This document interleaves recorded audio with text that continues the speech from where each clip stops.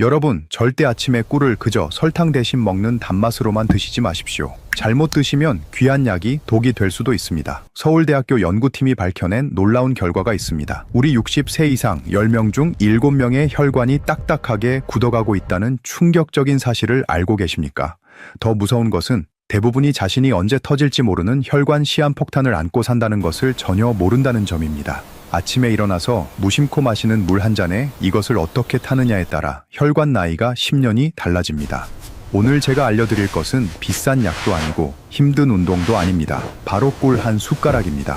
너무 간단해서 믿기지 않으시겠지만 이 작은 한 숟가락이 의료계를 놀라게 했습니다. 오늘 영상을 끝까지 보시면 여러분의 혈관 건강을 지키고 활력을 되찾는 데 큰 도움이 되는 올바른 섭취법을 알려드리겠습니다. 그런데 여러분 혹시 요즘 이런 증상 있으시나요? 아침에 일어나면 손발이 얼음장처럼 차갑습니다. 계단을 조금만 올라도 예전보다 숨이 찹니다. 가끔 다리가 저리고 무거워서 걷다가 멈춰야 합니다. 밤에 잠들기 어렵고 자다가 자주 깹니다. 이것들이 그저 나이 탓일까요? 아닙니다. 이것은 혈관이 보내는 구조 신호입니다. 우리 몸이 살려달라고 소리치고 있는 것입니다. 한국국립보건원 자료에 따르면 60세 이상 인구의 58%가 혈관 경화 징후를 보인다고 합니다. 10명 중 거의 6명입니다. 그런데 우리 대부분은 그저 노화 현상이라고 생각하고 대수롭지 않게 넘깁니다. 바로 이 안일함 때문에 많은 분들이 돌이킬 수 없는 큰 대가를 치렀습니다. 제가 오랫동안 알고 지낸 뇌혈관 연구원장 최 교수님과 이야기를 나눈 적이 있습니다. 그분이 이렇게 말씀하셨습니다. 30대의 혈관은 고속도로처럼 넓고 탄력 있으며 깨끗합니다. 하지만 60대가 되어 관리를 하지 않으면 그 혈관은 진흙으로 가득 찬 좁은 골목길과 같아서 항상 막히고 사고의 위험이 도사리고 있습니다. 여기서의 사고는 차가 고장나는 것이 아닙니다. 바로 여러분의 뇌와 심장, 그리고 삶 자체가 멈추는 것입니다.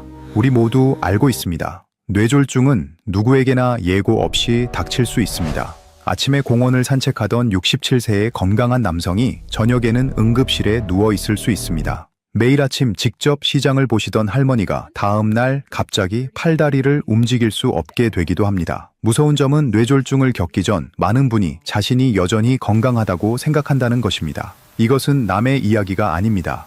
그렇다면 어떻게 해야 할까요? 다행히 방법이 있습니다. 서울대학교에서 우리나라 60세 이상 80명을 대상으로 8주간 진행된 연구 결과가 우리에게 희망을 줍니다. 매일 꿀을 섭취한 후 혈관의 생물학적 나이가 평균 3.8세 감소했습니다. 의사들조차 놀라게 한 수치입니다.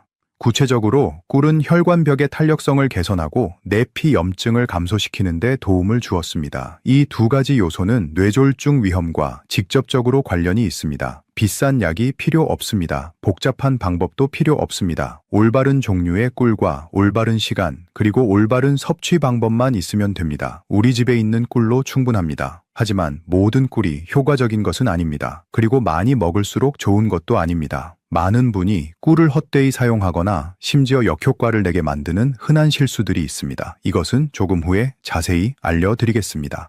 자, 이제 본격적으로 시작하겠습니다. 꿀이 우리 몸에 어떤 놀라운 효과를 가져오는지 하나하나 알려드리겠습니다. 여러분, 만약 누군가 저에게 이렇게 물으면 어떨까요? 달콤하면서도 치유 효과가 있고 하루에 한 스푼만으로도 혈관을 회복시키고 숙면을 돕고 혈압을 안정시키는 간단한 것이 무엇인가요? 저는 주저없이 대답할 것입니다. 그것은 바로 꿀입니다. 너무 좋아서 믿기지 않는 이야기처럼 들리시나요? 우리가 채타 마시거나 일시적인 감기 예방에나 쓴다고 생각했던 꿀 한 스푼. 이 작은 것이 서울대학교 연구진들이 8주 동안 검증하고 국립영양학 저널에 그 결과를 발표할 만큼 강력한 치유 시스템을 숨기고 있다는 것입니다. 저는 감정으로만 말하지 않겠습니다. 실제 결과와 실제 변화, 그리고 여러분이 자신의 몸에서 분명히 느낄 수 있는 것들로 말하겠습니다.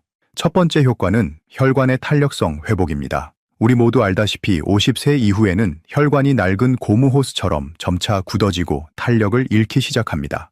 혈관을 집안의 수도관이라고 상상해 보십시오. 수도관이 낡으면 물때가 끼고 녹이 슬어서 물이 잘 안 나오죠. 우리 혈관도 마찬가지입니다. 그러면 혈액순환이 어려워지고 심장은 더 강하게 일해야 하며 뇌에는 피가 부족해지고 손발이 차가워지며 쉽게 어지럽고 피곤해집니다. 우리 세대가 흔히 겪는 증상들입니다. 하지만 꿀에 함유된 플라보노이드와 폴리페놀이라는 두 가지 특별한 화합물이 있습니다. 이들은 혈관벽을 부드럽게 하고 모세의 혈관 주변의 미세한 염증을 줄여주는 두 조용한 일꾼입니다. 쉽게 말씀드리면 이렇습니다. 플라보노이드는 배광공처럼 우리 혈관 내벽을 매끄럽게 하고 부기를 가라앉히며 탄력성을 회복시킵니다. 그 결과는 어떨까요? 혈액이 더 원활하게 흐르기 시작합니다. 걸을 때 다리가 더 가벼워집니다. 이른 아침 쌀쌀한 날씨에도 손이 더 이상 얼음장처럼 차갑지 않습니다.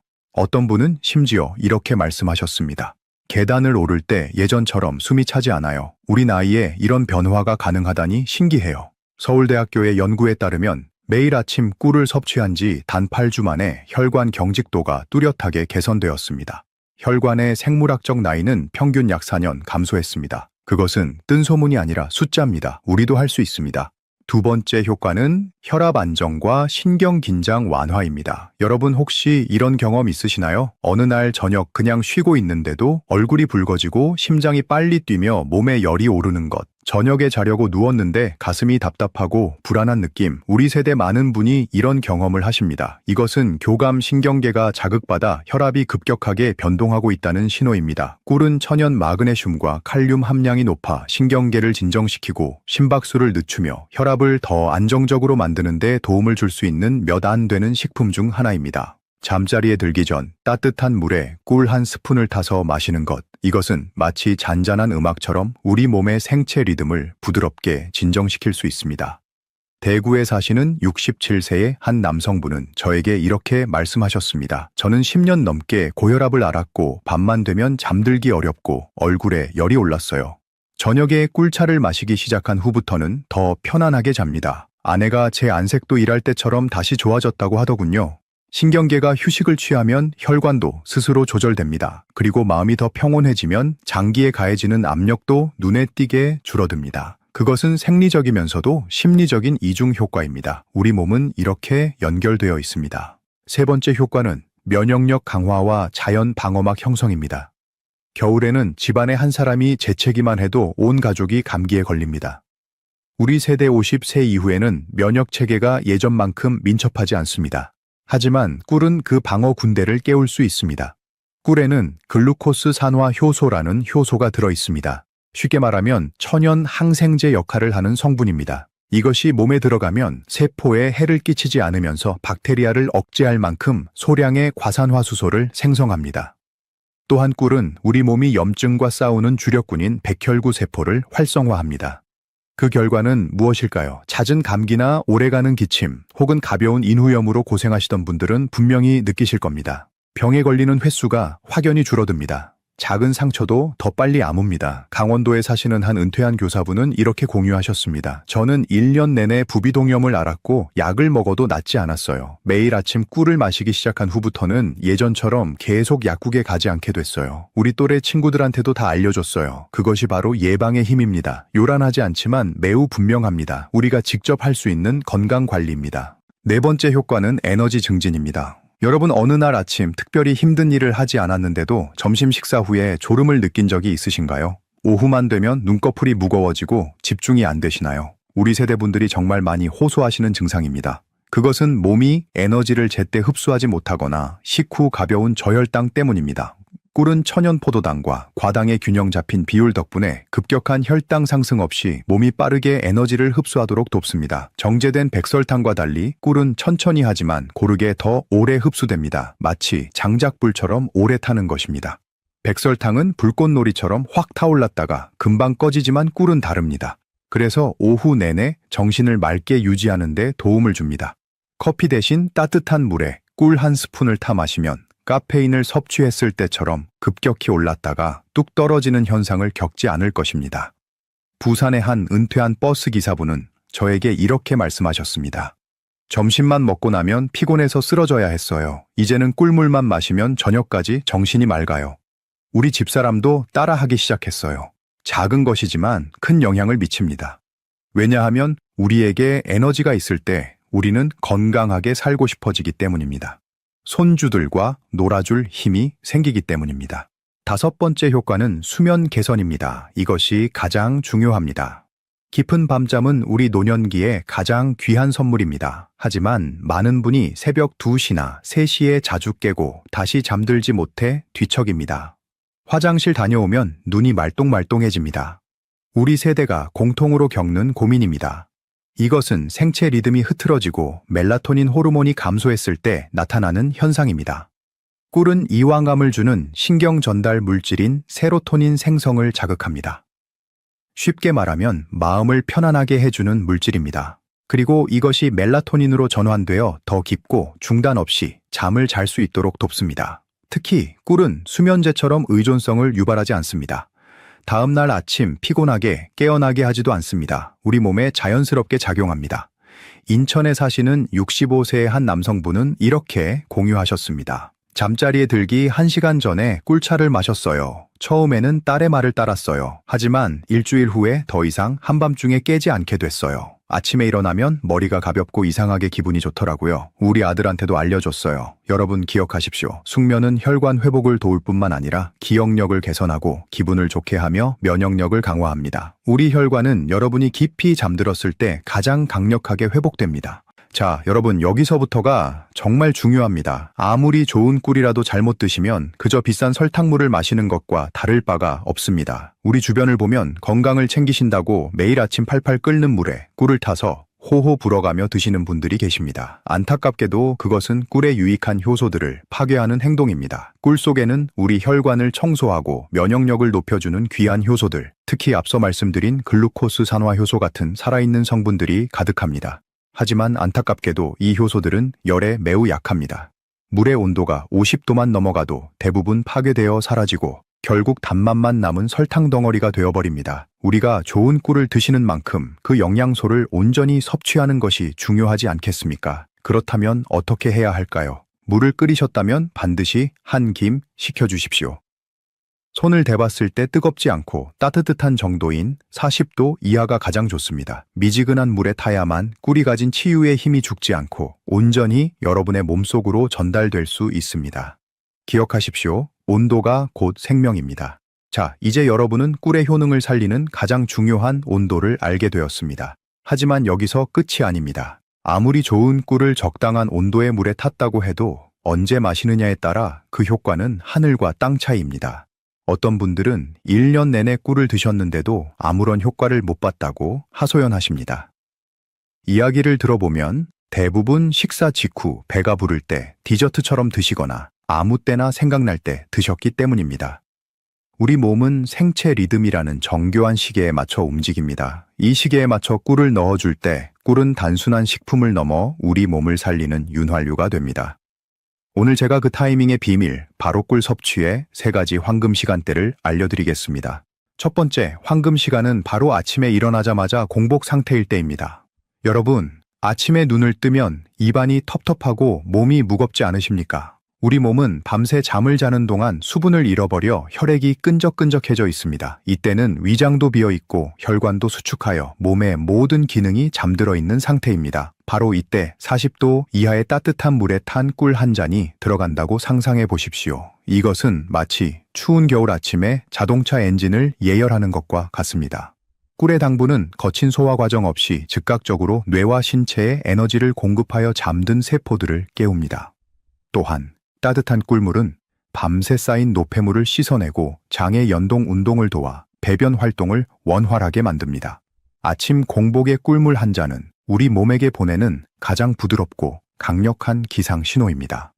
며칠만 실천해 보시면 아침에 눈을 뜰 때 머리가 맑아지고 몸이 한결 가벼워지는 것을 느끼실 수 있을 것입니다.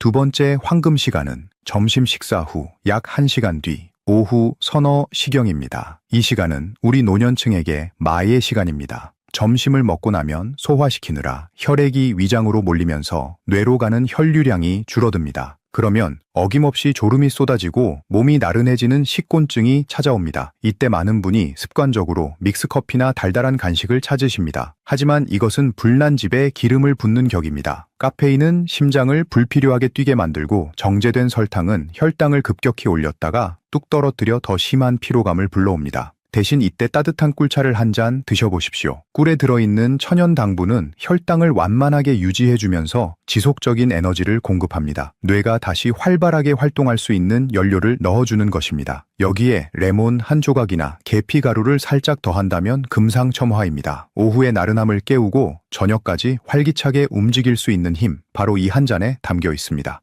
세 번째 황금 시간, 그리고 제가 가장 강조하고 싶은 시간은 바로 잠자리에 들기 약 1시간 전입니다.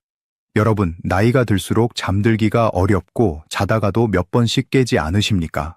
노년의 불면증은 단순히 잠을 못 자는 괴로움에서 끝나지 않습니다. 잠을 못 자면 혈관이 쉴 수 없고 이는 고혈압과 뇌졸중의 직접적인 원인이 됩니다. 우리 몸은 잠을 자는 동안 낮에 손상된 세포를 복구하고 독소를 배출합니다. 특히 뇌는 수면 중에만 노폐물을 청소합니다. 잠들기 1시간 전 따뜻한 꿀물 한 잔은 최고의 천연 수면 유도제입니다. 꿀의 당분은 인슐린 수치를 아주 약간 상승시키는데 이것이 트립토판이라는 성분이 뇌로 들어가는 것을 돕습니다.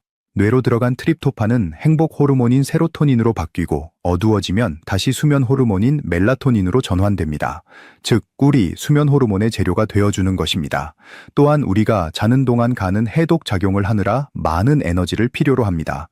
이때간에 저장된 에너지가 부족하면 뇌가 위기 신호를 보내 잠을 깨우게 됩니다. 잠들기 전 꿀 한 스푼은 간에 충분한 연료를 공급하여 밤새 깨지 않고 푹 잘 수 있게 도와줍니다. 수면제 없이도 아침까지 꿀잠을 자게 만드는 비결, 그것은 바로 여러분의 부엌에 있는 꿀단지 안에 있습니다.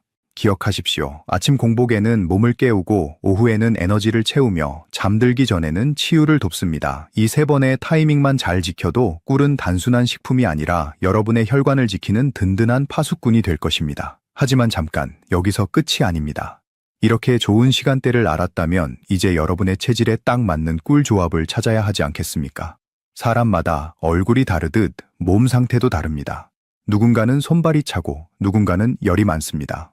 다음 부분에서는 고혈압, 당뇨, 수족냉증 등 여러분의 구체적인 증상에 맞춰 꿀의 효능을 200% 끌어올리는 특별한 짝꿍 음식과 섭취 공식을 자세히 알려드리겠습니다. 놓치면 평생 후회할 알짜배기 정보가 기다리고 있습니다. 하지만 제가 강조하고 싶은 매우 중요한 점이 있습니다. 사람마다 얼굴 생김새가 다르듯이 우리 몸의 체질도 모두 다릅니다. 같은 꿀이라도 어떤 분에게는 약이 되지만 어떤 분에게는 부담이 될 수 있습니다. 고혈압이 있는 분과 손발이 차가운 분이 똑같은 방법으로 드시면 안 됩니다. 그렇다면 여러분의 체질에 가장 적합한 섭취 방법을 어떻게 선택해야 할까요? 바로 적용할 수 있는 구체적인 맞춤형 공식을 알려드리겠습니다. 첫째, 만약 고혈압이 있으시다면 절대 아침 공복에 꿀을 드시지 마십시오. 대신 식사를 마치고 따뜻한 물에 묽게 타서 신선한 레몬 몇 방울을 추가하여 드십시오. 레몬의 풍부한 비타민C와 항산화 성분은 혈관 수축을 막아주고 혈압을 안정시키는 데 큰 도움을 줍니다. 둘째, 평소에 손발이 자주 차갑고 기운이 없으며 소화가 잘 안 되는 분들이 계십니다. 이런 분들은 꿀을 따뜻한 생강물에 타서 드시는 것이 가장 좋습니다. 생강의 진저롤 성분은 혈관을 확장해 혈액 순환을 돕고 꿀은 빠르게 에너지를 공급합니다. 이것은 우리 선조들의 지혜이자 현대의학도 인정하는 최고의 궁합입니다. 셋째, 반대로 몸에 열이 많고 얼굴이 쉽게 붉어지며 갱년기 열감이 있는 분들은 방법이 다릅니다. 꿀을 시원한 물에 타거나 매실 추출액을 약간 추가하여 점심이나 오후에 드십시오. 매실의 찬 성질이 몸에 열을 내리고 기를 조절하는 데 도움을 줍니다. 넷째, 위장이 약해서 조금만 단 것을 먹어도 속이 쓰린 분들은 절대 진한 꿀을 드시면 안 됩니다. 물을 평소보다 많이 넣어 아주 연하게 타서 식사 후 약 30분 뒤에 천천히 한 모금씩 마시십시오. 이렇게 하면 위점막을 자극하지 않으면서 꿀의 영양분만 부드럽게 흡수할 수 있습니다. 마지막으로 당뇨 전 단계이거나 혈당 관리가 필요하신 분들입니다. 꿀을 완전히 끊을 필요는 없지만 하루에 한 스푼 미만으로 양을 철저히 제한하셔야 합니다. 또한 반드시 채소나 현미밥 같은 식이섬유가 풍부한 식사를 하신 직후에 섭취하여 혈당이 급격히 오르는 것을 막아야 합니다. 여러분, 우리 모두에게 맞는 단 하나의 정답은 없습니다. 자신의 몸을 잘 관찰하고 반응에 귀를 기울이며 나에게 맞는 방법을 찾는 것이 진정한 건강의 시작입니다. 하지만 여러분, 이 이야기가 여러분께 감동을 드렸다면 이제 다음으로 넘어가겠습니다. 많은 분을 실망하게 할 수도 있겠지만 제가 반드시 말해야 할 진실이 하나 있습니다. 꿀이 우리 모든 사람에게 적합한 것은 아닙니다. 좋은 옷이라고 해서 모든 사람에게 맞는 것이 아니듯 영양가 있는 음식이라고 해서 모든 사람이 흡수할 수 있는 것은 아닙니다. 특히 아래에 해당하는 분들은 신중하게 고려하시고 심지어 섭취 전에 반드시 의사와 상의해야 합니다. 첫째 일, 세 미만의 영아입니다. 우리 가정에서 손주가 콧물을 흘리면 어른들이 감기 치료를 위해 따뜻한 물에 꿀을 타주고 싶으실 겁니다. 하지만 12개월 미만의 영아에게는 절대로 해서는 안 될 일입니다. 꿀은 순수하더라도 자연 상태의 보툴리누스균 포자를 함유할 수 있습니다. 아기의 소화액은 이를 처리할 만큼 강하지 않아 극히 위험한 중독을 일으키고 심지어 사망에 이를 수도 있습니다. 우리 손주에게 꿀을 먹이고 싶으시다면 반드시 만 1세가 지난 후에 주십시오. 둘째, 제1형 당뇨병 환자입니다. 가벼운 혈당 장애가 있는 사람과 달리 제1형 당뇨병 환자는 보통 인슐린 주사를 맞아야 하며 매우 엄격한 혈당 조절 메커니즘을 가지고 있습니다. 천연이라 할지라도 꿀을 추가로 섭취하는 것은 혈당 수치에 큰 변동을 일으킬 수 있습니다. 따라서 완전히 피하거나 전문의의 감독하에서만 사용해야 합니다. 셋째, 특정 약물을 복용 중인 분입니다.